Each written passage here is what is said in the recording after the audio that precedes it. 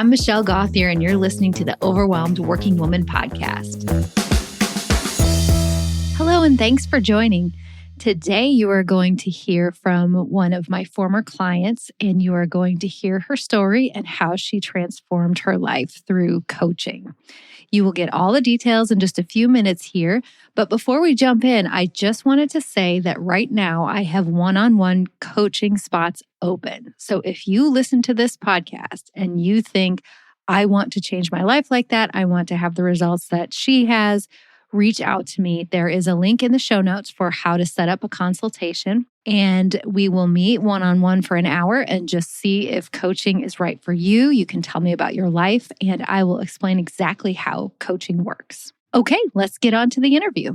Today, I have a special guest, my former client, Jennifer Heel. She is joining us today to tell us about basically the amazing life that she has created for herself. So, Jennifer, say hi, tell us where you live and what you do, and then I have some questions for you. Sure. Yeah, absolutely. Hi, my name is Jennifer Heel. I'm a social media and digital marketing consultant. I help a variety of clients, big and small, in a variety of different industries with everything from social media strategy, content creation, community management, influencer marketing, and so much more. That's just the tip of the iceberg. But yeah, I've been doing this now for myself, having my own business for about 5 years. Prior to that, I worked for companies like Whole Foods Market, Outdoor Voices, Betsy Johnson. I started more in the fashion industry and then moved into more lifestyle. And that's kind of brought me to where I am today. Perfect. And you live in New York City. I live in New York City, in Brooklyn specifically. Yeah, I love it here. I've been here since I was 17, actually, because I went to college at Parsons, the School of Design. Mm-hmm. So I've been in and around either Manhattan or Brooklyn for 15 years now, with the exception of 1 year in Austin. It's been a really fun ride. And yeah, it's your place for sure. Well, I can't wait for everyone to see your Instagram, because your Instagram is just one of my favorites. She's always doing something fun. She loves color like I do. There's just always something cool on there. So if I ever see you have a new story, you're the first one I click on. So I'm excited for everybody to follow you. Yeah, no, I love social media just for the fact that it's like this digital diary of what you're doing and the things you love. And now with even TikTok on the rise, it's even more fun to just share videos and funny little snippets of what's going on. So yeah, my Instagram though is definitely a fun place to catch up. It is. It's a fun place to hang out. And I feel like we were just talking about this before I started recording, but that's kind of how we keep up with each other now, because we used to talk every week and now we don't, but I still feel like I know what's happening in your life. Exactly. Yeah. So let's get into coaching in general. Can you tell us why you thought you might need a life coach, and just kind of how you came to the idea of working with me or another life coach? I think you looked into other life coaches too. Yeah, I was at a point in, especially my career, the career piece of my life, I felt so overwhelmed day to day. I was waking up feeling like, how am I going to get all this done? I would just break out into tears for no reason. Just that was my emotional release. And I felt like I had nowhere else to turn. I didn't know how to get a grips with everything that was spinning around in my head. And that's really what I felt like, was just spinning every single day. And it finally came to a head when I was on a quote unquote vacation for a week, which was the longest period of time I'd ever taken off. And by taken off, I really wasn't taking time off, because I would bring my computer everywhere. And anyway, on this specific time off, I was waking up at 6 a.m. to get work done before enjoying myself. And even when I was quote unquote enjoying myself, I was still thinking about work. I was still feeling like I needed to be checking in on my clients and their social media. And I really just couldn't unplug. And actually on that vacation is when I sent a bunch of emails out to different life coaches to see how they could help. Okay. So that sounds like it was kind of the tipping point when you realized I just can't keep going on like this. When you were feeling overwhelmed, it was too much of what? Was it like just too much? Were you too connected to your clients? Did you have too many things to do? What did it feel like? It felt like I wasn't my own person. It felt like my life was my work. And it's not like my work was curing cancer or anything. So, I'm not knocking what I do, but I'm just saying that like now I realize it's so much less of a focus for me. It doesn't consume my idea of what I need to be in this life. So Yes, yes. It's like a part of your life instead of your entire life and identity. correct. Yeah, identity. Exactly. It was my identity. I felt like I was equating my work to my worth as a person. And I felt like I had to get all these things done in order to exist in the world. That sounds like really dramatic, but that's really, now looking back, that's how I felt. And I really don't think that is dramatic. I think a lot of people feel like that, Yeah. especially when we grow up being overachievers, or let's say you always did well in school and you've always had a successful career. We start to think that the way that we're enough in the world is by doing all these things. Hmm. But then we get to a point where we realize that doesn't actually work. And then you just keep working more and more and more to try to get to that point that it feels good. And it just kind of feels worse and worse and worse in my experience. Yeah, that's so true. Yes, I've absolutely been there too. Okay, so then you started coaching. And at the beginning of coaching, because what I want to share on this podcast is not like, oh, you just have to follow these little tips I give and then magically your life turns around. I want to be really honest about what it takes to turn your life around to the point that you can be, for example, when I first started talking to you, you were so sad and crying and felt overwhelmed. And I see that what was trying to come out is your essential stuff, which is this truly joyful, happy person, right? So, what do you remember at the beginning of coaching? Like, when do you think you started feeling a little bit better? Yeah, the beginning of coaching, I mean, the first few sessions, like you mentioned, it was a lot of just you helping me calm down and realize the thoughts that I was having and why those thoughts were making me feel a certain way. And I think the second I sort of started to see a shift was when I realized, oh, I feel like I have to say yes to everything. And that's not actually true. And recognizing why that's not true. And is the world going to end if I say no to this, that, or the other thing? And that just wasn't the case. And so for me, it was really recognizing the thoughts I was having and then understanding why they were making me feel a certain way versus just having everything spinning around. And that spinning is what was causing the overwhelm. Yes, yes, that makes total sense. And when you're in that spinning overwhelm, you can't get yourself out Right. because you can't think clearly. So, what I'm hearing you say, I want you to tell me if I'm wrong, but what I'm hearing you say is we spent time at the beginning just slowing down and just pausing and watching your thoughts. Right. And I think a lot of times at the beginning, clients are like, what is the point of doing this? But the point of doing that is kind of everything.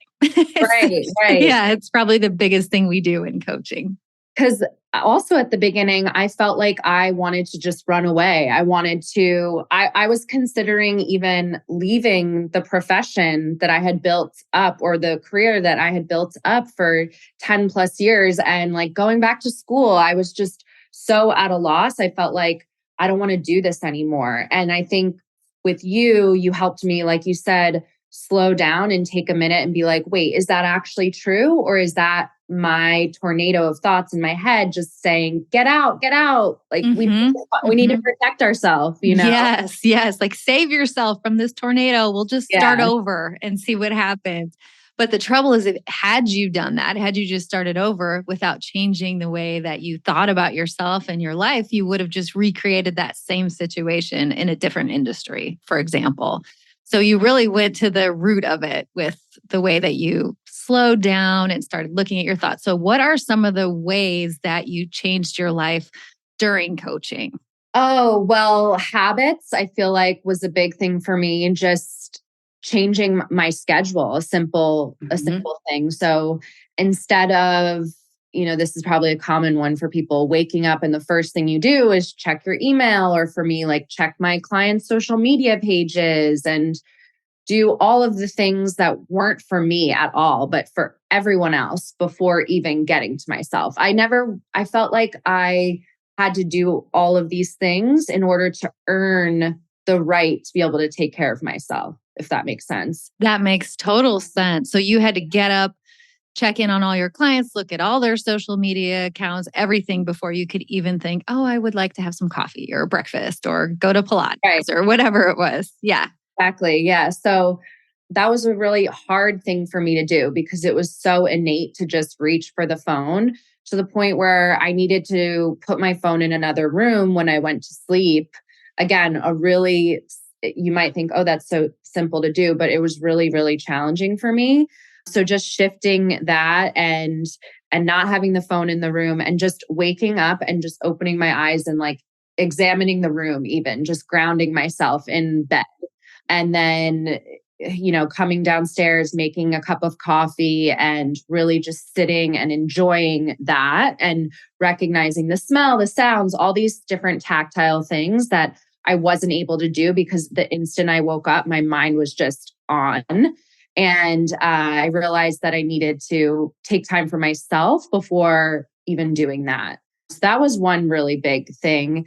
And then funnily enough, like, I would just work through lunch. I wouldn't really eat lunch, or, I would eat, but just snack throughout the day, not very healthy or not very good for your brain, even not Hmm. brain food. Yeah. And so, because I felt like, again, I had to earn, and these were just subconscious thoughts. It wasn't like, oh, it's just in my head, like, oh, I can't get up yet. I got to finish this email. And then it was like, once I finished that, I had to finish something else. And so just even taking a 30-minute break just to go get something to eat was a big shift for me. I think those were the two biggest things. Yeah. And I think what you're saying is so profound because the idea that you need to eat lunch during the day, it's like, yes, of course, everyone should eat lunch during the day.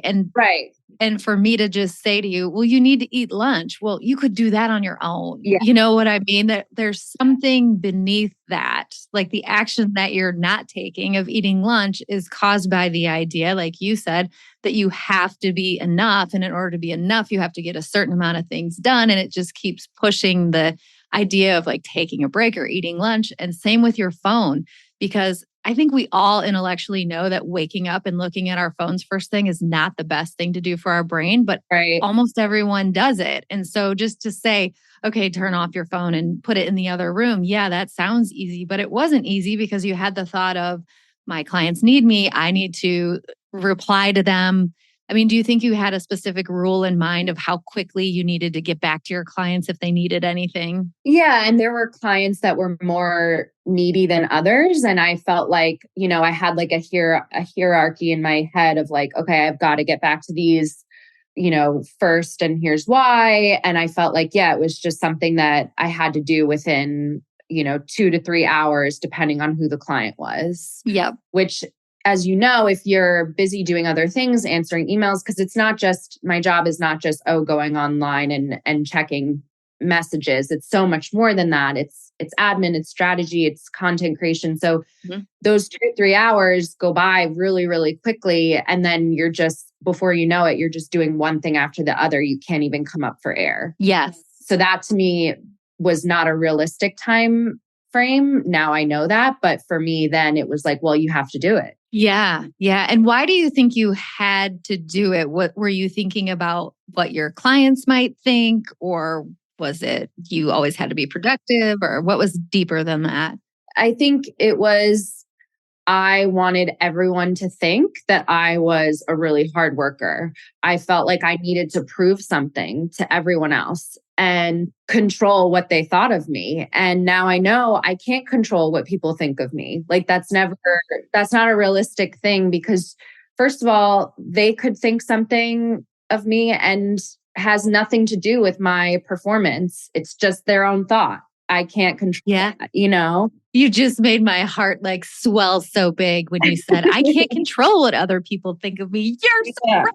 There's no use in worrying about it. We never know what they really think. It could be something really good. It could be something bad. Either way, you can't control it. Which change do you feel like was the hardest? I think something that's the hardest and something that I still work on and find the thought coming back into my head is just the feeling of being enough. And it's a very broad feeling, and that's why I think it comes back in a lot of ways in my life. But now I can like recognize the thought of feeling like, oh, like I need to prove to my partner this in order for them to feel this way about me. It's like, no, that's not true. I can feel the thought creeping in. And then I immediately have to be like, oh, well, here are the reasons why it's not true. I think those reasons in my head. And then immediately my feeling shifts because of that. Yep. So I think, that one is the biggest one. That's just, like I said, it's more broad stroke thought, but it's the one that I find creeps back in every now and again. And I have to be like, nope, that's not true. Yep. And if you think about throughout the course of your life, how many times that you had thoughts that this is what I have to do to be enough, the fact that you've reduced it that much in just, a year or so is like such a big improvement. And I still have thoughts like that. Mine are all about, I have to present as perfect. And if people know the real me, they won't like me. So when I find myself feeling like I need to look successful, I can catch it really quickly. And I almost chuckle to myself like, oh my gosh, you're back again. Yeah, that's how I keeps, feel. Yeah, exactly. Yeah. So you're just going to keep showing up. Okay. All right then. But the power is knowing what to do with it. And some of the thoughts, they just go away. Like you just don't have them anymore. It's so for me, but like now saying no to something I don't want to do. I was just going to say that. I was just going to say the saying no to things. I'm like, oh, I can't tell you since we stopped working together how many times I've had potential clients come to me and I've just been like, oh, I don't think this is a fit. But whereas before I would have been like, no, I have to take everything that comes my way, because I have to. Yep. I just have to because I need to try to make you happy and think that I'm doing a good job or whatever it was. But that's so great because you've proven, and we'll talk about this in the next section when I ask you how your life is now, but your business has done so much better. Even just your business was already awesome, but you're doing so much better working with clients who are a great fit for you instead of, taking people you don't want. So that's amazing. Yeah. Okay. Last question. Actually, no, that's not true. I have two more questions about during coaching. One is, did anyone notice a difference in you? Yes, especially my partner specifically, he immediately noticed a change because we saw each other the most, almost every day. And for him, I would come home without realizing it, super hangry because I hadn't eaten lunch and I was just stressed, on my computer or creating content or whatever it was for work. And just, I would come home and be like, snappy at him for no reason. And then I realized it wasn't him, it was my not being kind to myself throughout the day and treating myself in a way that was going to make me a better person for everybody around me, So I would say he definitely noticed the shift when that changed and when I was a little bit just moving a little slower. That doesn't mean I wasn't getting things done. It was just like I was not in as much of a frantic zone or energy. Yeah, that's awesome. He was definitely the one that noticed it the most. And then, my friends too, having more time during the day, because again, I make my own schedule. So if I said yes to a friend, because I always had to say yes, who asked me to lunch or whatever, I would just be on my phone the whole time. I'd be working the whole time. And that shifted once I was like, okay, I'm going to leave some white space for myself to have that time with friends that is without work or without the phone or, go to an exercise class and not be consumed by what is happening online while I'm doing this exercise. I'm saying? Like not like Just be really present. present. Exactly. Yeah. So I think those were like two groups of people that really saw the change in me as it was happening. Yeah. Yeah. That's so great. And was there anyone who didn't like your changes? Was there anybody who was like, wait, what happened to the girl who always said yes?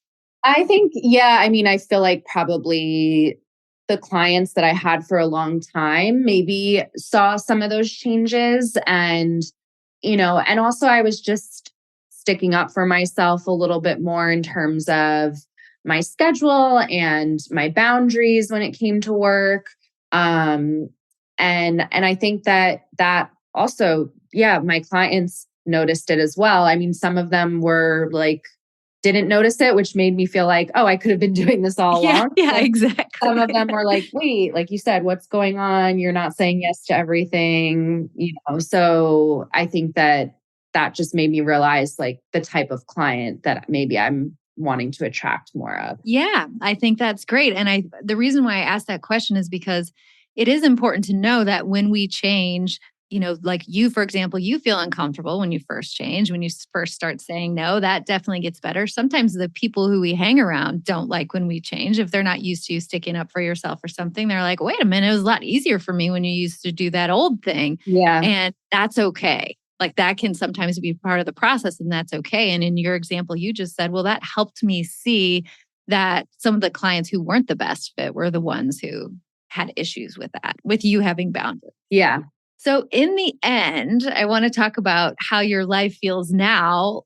Since we started off with you being on vacation and working all the time on vacation and being pretty miserable and realizing you needed a life coach, let's just talk about vacations. I feel like I've been looking at your Instagram and I've seen you go on like 6 vacations in the last couple months. So tell us Yeah. about that part first. Well, for me, I create my own schedule. And so I am like, why shouldn't I go on this trip?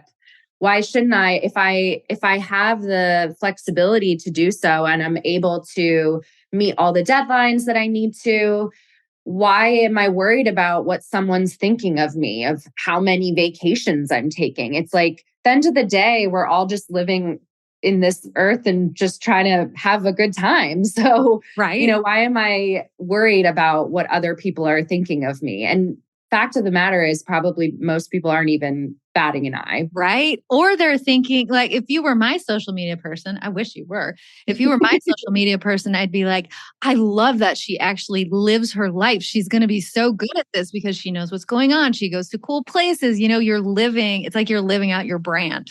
Right, exactly. Yeah. And of course, social media is obviously the highlight reel. So there's so many other things that go into my work and my business besides what I share there. But yeah, of course, I'm going to share the fun moments, which is vacation. And my partner loves to travel too. And he has the flexibility with his job. So in the beginning, I would take these trips, but I would always bring my computer. I would be working pretty much the whole time. Like I remember you and I had a session once when I was in Barbados and I was hysterically crying and in the room the whole time. So Yeah. yes, I was on vacation, but I wasn't really enjoying it until I finally put the tools and the tricks and the tips that I learned from our time together into place. Yep. And now, I don't even bring my computer. Like I was away a week and a half ago for almost 7 days and I didn't bring my computer, which would have been a huge, like, what the heck for me Yes. maybe a Yes. year ago or a year and a half ago. I remember when you took that last minute trip to London and Paris, was it? Yeah, And you yeah. texted me from the plane and said, look, I'm sitting here. I don't have my computer. I left it at home. I was like, yes, it made my whole weekend. Yes. And now when I do that, I'm like, oh, okay. It's not like a big deal, but, and that was only just a few months ago, like, right. I think when we were stopping working together, Yep. working together. So it was, and now I just consistently put those tools into place whenever I go on a vacation or a trip. Yeah. We did a lot of coaching around how to have a good, relaxing vacation, and you nailed it. Good job. Yeah. And even like coming back from vacation now, I really like to give myself 2 days to feel like I don't need to come back and immediately get right back into it. Like I can come back, I can do laundry, I can get the apartment organized, I can go grocery shopping, just do all of these things that allow you to feel level set to go into your work feeling like, okay, I have nothing else but my work that I'm focusing on now. And that's something that you and I came up with that has been so helpful for me. Yep. Yep. And I would imagine the quality of your work is so much better than it would have been if you're like, just got home at midnight, don't have any food, trying to like pull it all together. That's awesome. Exactly. Okay. What else? What are some other results you have in your life right now that you didn't have before coaching? I think just a general sense of calm. Like I don't even set an alarm to wake up in the morning. I really hate waking up to an alarm. I feel like it sets the day up for like a lot of anxiety and just, and my body just naturally wakes up at 8 a.m., which is like perfect for me. And, I start my day. I don't immediately look at my phone. And, some days I work later than others if it's a really busy day or if I'm gearing up to be away or something like that. But for the most part, I feel like my schedule has really allowed me to have more time for myself, which I never would have dreamed of having even a year ago. Yes. Yes. And even if you had the time, you might have filled it up with something or felt guilty Right. about. Yeah. Right, exactly. And I realized too, like, especially with my job in social media, so much of my time, like little moments over the weekend or at night, like it's spent doing work. And I need to recognize that and say to myself, it's okay that I'm waking up at this time and I'm not setting an alarm for 6 a.m. like a lot of other people, because so much of my job is just those little pockets that fill up Mhm. with checking things and that's why like having that boundary of like, I'm not going to set an alarm has been really healthy for me because it doesn't make me feel like I'm doing something more than I should be for my clients. Yeah. It's like knowing yourself and your preferences and your business and how your business works and not judging those against what anyone else is doing or someone in a different industry is doing, that you just prefer to get up at 8 and not have an alarm. That sounds so peaceful. Yes. Yeah. And That it's really just like does. a really great way to wake up. So I feel like that has been a really great thing. And just again, like taking on things that I actually want to take on, not feeling like I need to do everything and do it all at once, but being really mindful about the clients that I work with and the things that I do, even outside of work, the commitments that I make with friends or family or anything. So that has also been a really big shift for me. Yeah, that's awesome. It just feels like you're spending your time in a way that you've chosen instead of life just happening to you Exactly. and you reacting. That's wonderful. I also love all the creative things that you do just for fun. Like when you'll post that you went to the farmer's market and you made some beautiful floral arrangement, or like your Halloween costumes that you made from scratch. Yes. I love that you take the time to do that stuff because I feel like creativity is just part of your soul. And even Yeah. though that feels like a pastime, I just think it's so important that we honor that, whatever it is within ourselves. If it's not creativity for someone, maybe it's music or whatever it is. Yeah. That also, I felt like, oh, I can't do this during quote unquote the work hours. And then I remember one of our sessions, you were like, will you make your own schedule? So if you want to do something from 2 to 4 on a Tuesday, who says you can't do it? If you're, again, meeting the commitments you need to meet or your deadlines, then what's wrong with making your Halloween costume? Because as you mentioned, I love to do that every year, and doing that something that feeds your creative soul and then getting back to whatever it is that you need to do. So that was something I felt like I should be ashamed of or I shouldn't feel good about doing during this particular time block when that's just something that was created in my own head. Yeah. Yes. And how's your business doing? It's really good. Yeah, it's really good. And it's in a place now where again, I feel like I'm doing things that I want to do and I'm working with people that I want to work with. And, I've pitched people that I want to work with, whereas before it was like people were just coming to me, which is great. And I'm super grateful for those recommendations. But now I feel like I'm actually going after the people that I want to work with, which I never would have thought to do maybe a year and a half ago, because I would have thought like, oh, I just don't have the time, or like, oh, why would they say yes to me or whatnot. And, I'm actually working with a potential client now who would be really, really great. I don't want to say any names, but that would be like my first one since we stopped working together that I actually went after. And Yes. hopefully, I am certain you will get that client. You have amazing attraction powers. I mean, we talked a few times about one big name client you wanted to get. And the next time you're like, yeah, I got them. yeah, Oh my gosh, I it's remember wonderful. that. Yeah. Yes, yes. But I think that when you're in alignment with who you really are and you're working at your full capacity as far as like your own creativity and living your whole life, it just attracts people to you as well. So that's fantastic. And the other thing too with work is that you helped me ask for more money, basically. Yeah. So scared to say, oh, I've raised my prices, or, oh, this offering is now going to cost this much money. And, I really feel like now I'm confident in saying this is what my services cost and feeling confident in that I'm actually providing that worth. Whereas I didn't feel like I was worth it before. And even no matter how many times people told me. And so I felt like bad about charging X amount.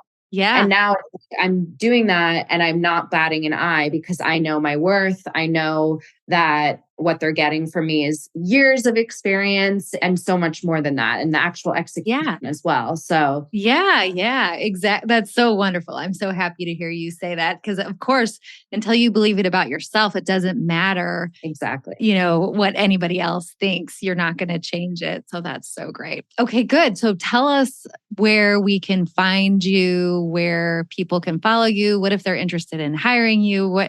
Tell me all the things. Yes. So the best place to find me is, as we talked about, on Instagram. It's just my name at Jennifer Heal.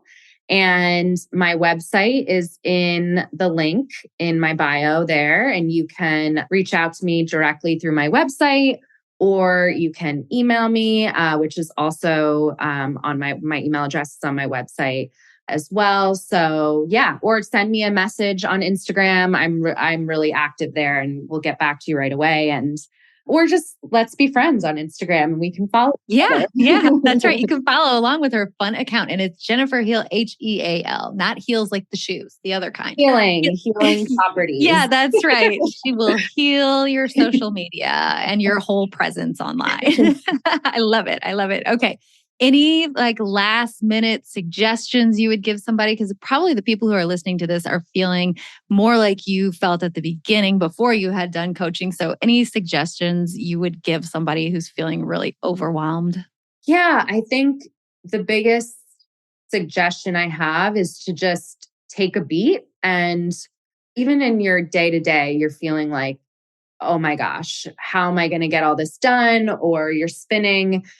Go for a walk for a half hour. Just get out the door, go for a walk, go for a bike ride, whatever, do a meditation, whatever it is that brings you some calm, and get back to it, because the work's always going to be there. The to-do list is always going to be there. But if you can learn to just slow down, even like a little bit more than you had been before, it doesn't even have to actually be slow. It's just slower for you. Then you'll be able to really like think through what thoughts are coming into your head and think, okay, is that actually real is that a real thought that I'm feeling right now? Or is it just something that's being spun in my head because of the way I'm feeling overwhelmed?